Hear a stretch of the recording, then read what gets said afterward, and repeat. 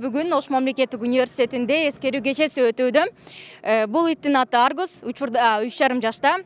Бул ит кандай кызмат аткарат, алдыда айтып беребиз.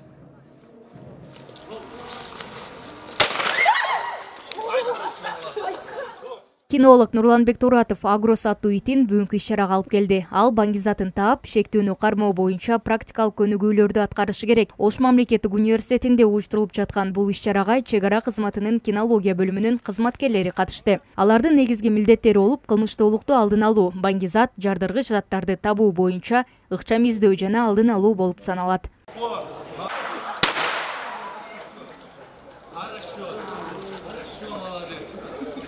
Кинология курсунун окуучусу кызматты өтөйм. Ал жакта кызматтык итим Аргос. Бул итим менен мен баңгизат табуу кызматында өтөйбүз. Эскерүү кечеде аскер оркестринин аткаруусунда гимн ырдалды. Мындан 25 жыл мурун кызмат учурунда каза тапкан жоокерлерге Куран окулду.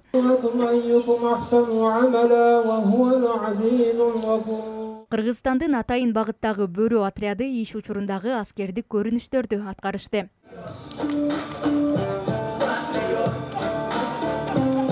Иш-чаранын максаты жаштарды мекенди сүйүүгө жана патриоттук сезимде тарбиялоого үндөө болууда. Бул иш-чараны өткөрүү максаты студенттердин патриоттук сезимдерин күчтөндүрүү жана ата мекенге сүйүүсүн бекемдөө болуп саналат. Бул иш-чара Баткен согушунун бүткөнүнө 25 жылдыгына эскерүү иш-чарасы болуп жатат.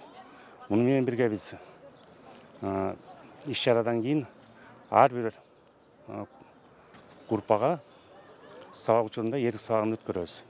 Окуу жайдын студенттери да салтанаттуу марш менен өтүштү. Аларды Ошмунун окутуучусу, запастагы подполковник Жуманазар Самидинов даярдап келет. Слоттор арал 10 метр. Адам! 1999 жылы Зардалы айылы аркылуу Өзбекстан ислам кыймылынын жоочулары мамлекеттик чек араны бастырып кирип, 50дөн ашык аскер октон ажал тапкан. Бул окуядан кийин облусту түзүү чечими кабыл алынган. Курамына Кызыл Кыя, Сүлүктүү шаары, Кадамжай, Баткен, Лейлек райондору кирет. Мээрим Айтмаматова, Бигелди Абжапаров, Ошму жаңылыктары.